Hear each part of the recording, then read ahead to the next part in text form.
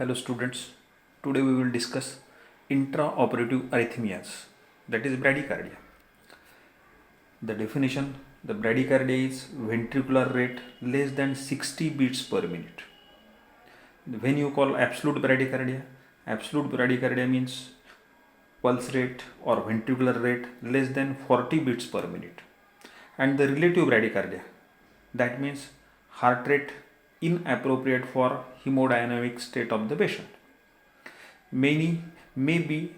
This rhythm may be sinus or associated with AV block or sick sinus syndrome. Now we will see the presentation. For presentation, ventricular rate should be less than 60 beats per minute. 12 lead ECG to define the rhythm. What immediate management you will do? The immediate management includes urgent correction of any hypoxemia, then may not need any action in absence of cardiovascular compromise. In the form of, if blood pressure is acceptable and peripheral perfusion is adequate, then it requires no need of any action. Then correct other underlying causes. Which are the causes? Stop surgical stimulation, likely to cause increase in vagal activity. Then give atropine. Atropine dose 500 microgram increments up to 3 milligram. You can give glycopyrrolate dose 200 to 600 microgram, or ephedrine if available 6 to 9 milligram. Then consider isoprenaline dose 0.5 to 1 microgram per minute, or adrenaline. The dose of adrenaline is 2 to 10 microgram per minute if persistent bradycardia is there. Then go for external transcutaneous pacing. If this pharmacological means fails to respond, this is used until temporary transvenous pacing wire can be inserted. When initiating external transcutaneous pacing, the typical current required to achieve electrical capture is 50 to 100 milliampere. Then we will look for what subsequent management you will do. Number 1, treat precipitating reversible causes. Electrolyte abnormalities in presence of prolonged QT interval. Then stop the drugs that prolong the QT interval. Which are these drugs? These drugs consist of amiodarone, sotalol, erythromycin, disopyramide, procainamide, quinidine, haloperidol, chlorpromazine. These drugs will prolong the QT interval. Then in patients with persistent bradycardia, a 12 lead ECG will enable for the assessment of heart block. Then which investigation you will advise? The investigation will be ECG, urea and electrolyte, ABGs. Now we will see the risk factors.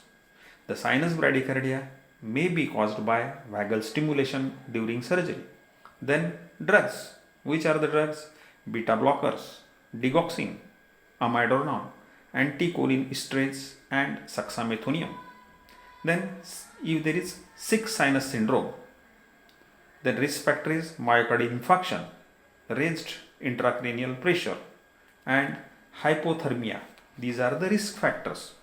Then third degree AV block and second degree Mobitz type 2 AV block will result in significant bradycardia, hemodynamic instability and possibility of asystole.